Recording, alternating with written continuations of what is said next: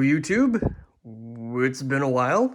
A pandemic's amount of time, I think, since I've posted a video. Even longer since I've had a layout. A few things have changed in my life. One, I bought a house. Um, Two, I moved out of the Bay Area because, well, there's no way you're gonna buy a house in the Bay Area.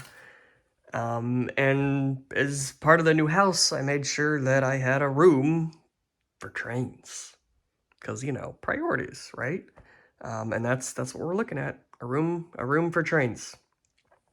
The room is 10 feet by 10 feet, and the layout is a Southern Pacific, mostly switching based, with a continuous run option.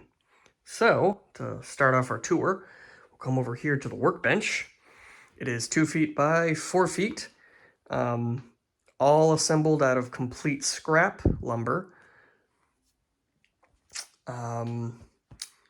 Yeah, I discovered during the pandemic that having a modeling workbench and my work desk at the same room and kind of sharing just doesn't work for me. I just am not productive in either, as I should be at least. So we have a dedicated choo-choo workbench, which I'm very happy about. And next to it, we have the shelving unit that holds all of the various projects that I have. It fits very nicely into the layout, as we can see. Now, like I said, the layout is going to have the option of continuous run because for me, that's just kind of a requirement. I need trains running in circles continually. It calms me, right? So, starting over here, I'm going to start the build as point to point, and then the continuous run will be like a lift out section at the door there. But coming over here, we can kind of see a switch. The track will continuous run over here, past the door, like I said. And then we got this cool little storage track that'll go right over the door handle and to the wall, which will be fun for switching. Coming over here, we can see we have a one window, which I will be keeping accessible. A, for natural light. I like natural light. And two, for a fire escape. So as part of those items, the reason the layout is 37 inches off the ground is that's where the bottom of the windowsill is. It's about 37 inches.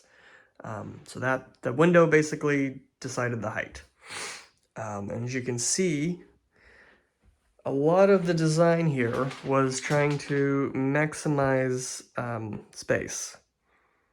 Unfortunately, my phone won't let me zoom out, but so I have access to the window, access to the workbench, and space, right? All right, anyway, coming over here. So we enter the first, well, let's go over here. So we got a switch over here, right? There's a switch back there. This one essentially goes into a very long runaround, which will follow. Here we have an industrial spur. This track out here will be the main line. And then this track, so the main line will kind of continue around here. Going toward the back, this back line here, if we follow this, we'll see that there is a runaround option.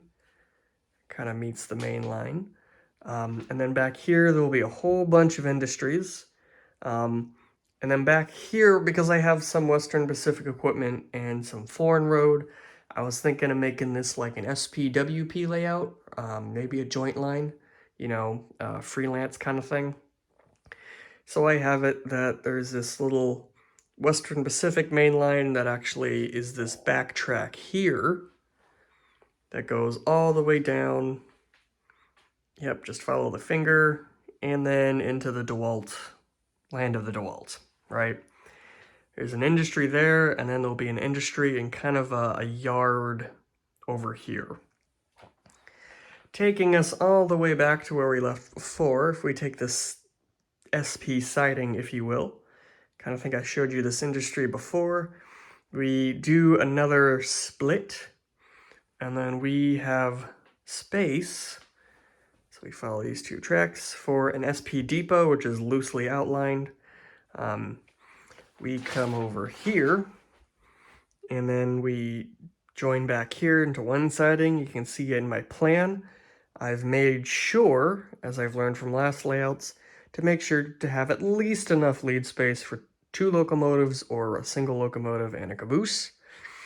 We follow and both tracks join back into this one singular main line, and we have the same theme of enough tail track for at least 2 locomotives and a caboose. Sorry, 2 locomotives or a locomotive and a caboose, right? And that kind of covers the switching portion, right? But if I wanted to do continuous run, boom, put a bridge over there. And then let's go back over here. This seems to be a good point to start things. So we're back in our first switch here. Go to our siding, and then we have this industry. And then we have another switch. What's this other switch do? This will come out into a little peninsula, which will have one industry here, where my foot is, and then another little like mainline runny thing, pretend that kind of just would continue on. The area I am inspired by for this layout is the Mulford-San Leandro area. And I'll throw in a bunch of pictures, probably switch to a voiceover at this point anyway, with pictures in front, like I said. So San Leandro area, there's a whole bunch of just industrial business park. And you on Google Maps, right, you just follow the tracks, and it's just this wiggy-waggy maze of tracks that could, track could go on for 4 miles maybe, right? And service like 15 industries, all within, a relatively small area. So the industries will be 70s, 80s, 90s-ish, and the equipment will be around the same.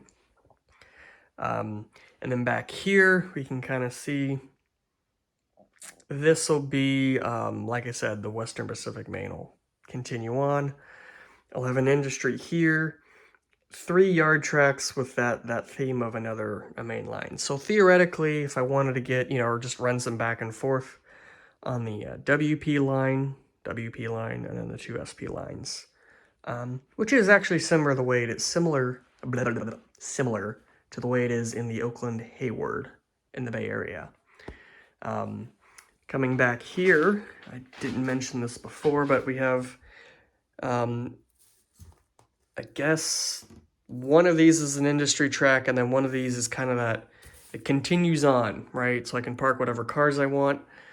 And then I also have another industrial siding here next to that WP main line that'll terminate over here, right? So the big industry here, some industry backs over here, another industry over there, right? So super switchy layout.